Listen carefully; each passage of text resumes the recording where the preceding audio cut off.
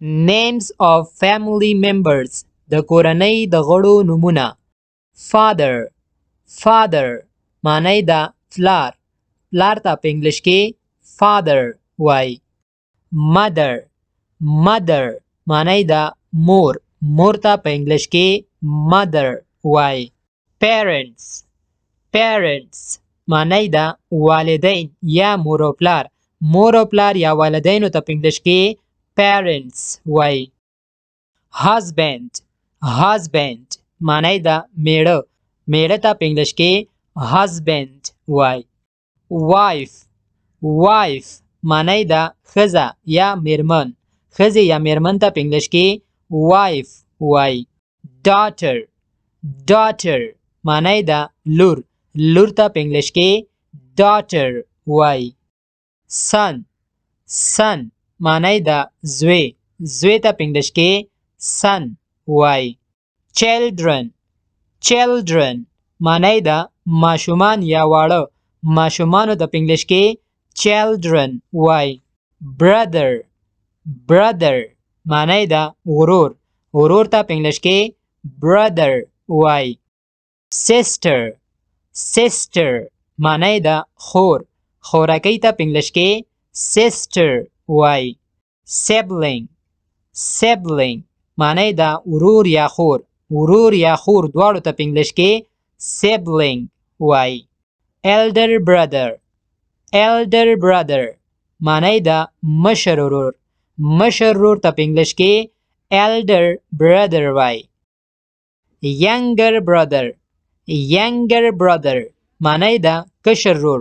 کشر ورور ته په انګلیش کې younger brother وای. Elder sister. Elder sister معنی ده مشره خور. مشرې خورکۍ ته په انګلیش کې elder sister وای. Grandfather. Grandfather معنی ده نیکه. نیکه یا بابا ته په انګلیش کې grandfather وای. Grandmother. Grandmother معنی ده نیا یا انا. نیا یا انا ته په انګلیش کې grandmother وای. Grandparents. Grandparents معنی ده نیکه او نیا یا نیکه او انا ته په انګلیش کې grandparents وای. Grandson. Grandson معنی ده لمسی. لمسی ته په انګلیش کې grandson وای. Granddaughter. Granddaughter معنی ده لمسی. لمسی ته په انګلیش کې granddaughter وای. Uncle. Uncle معنی ده تره یا ماما. تره یا ماما ته په انګلیش کې uncle وای. Aunt. Aunt معنی ده عمه یا خاله. عمه یا خاله ته په انګلیش کې aunt وای. Father in law. Father in law معنی ده خسر. خسر ته په انګلیش کې father in law وای. Mother in law. Mother in law معنی ده خواښې. خواښې ته په انګلیش کې mother in law وای. Brother in law. Brother in law معنی ده اوښی. اوښي ته په انګلیش کې brother in law وای. Son in law. Son in law معنی ده زوم. زوم ته په انګلیش کې son in law وای. Sister in law. Sister in law معنی ده خینه. خینې ته په انګلیش کې sister in law وای. Daughter in law. Daughter in law معنی ده انګور. انګور ته په انګلیش کې daughter in law وای. Cousins. Cousins معنی ده تره زامن یا د ماما زامن یا د خاله زامن او د ترور زامنو ته هم cousins وای. Nephew. Nephew معنی ده وراره یا خوری. د ورور زوی یا د خور زوی. دې دواړو ته په انګلیش کې nephew استعمالیږي یا nephew وای. Niece.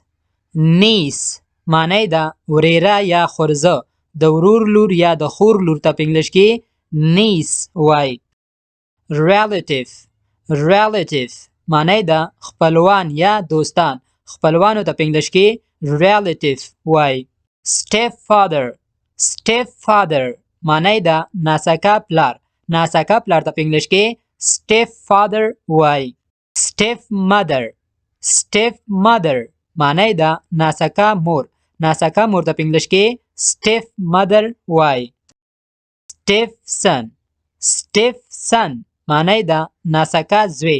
ناسکا زوی ته په انګلیش کې step son وای. step daughter.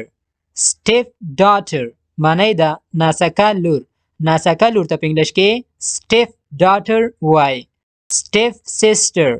step sister معنی دا ناسکا خور. ناسکا خور ته په انګلیش کې step sister وای. step brother. step brother معنی دا ناسکا ورور. ناسکا ورور ته په انګلیش کې step brother وای. sibling. sibling معنی دا ماما او خاله. ماما او خاله دواړو ته په انګلیش کې sibling وای. nibbling. nibbling معنی دا وراره او وريره. وراره او وريرې دواړو ته په انګلیش کې nibbling وای. ملګرو د داسې نورو ښایسته ویډیوګانو لپاره زموږ یوټیوب چینل انګلیش ریډر سبسکرایب کړئ او ویډیوګانو باندې لایک او کمنټ ضرور وکړئ. ډیره مننه.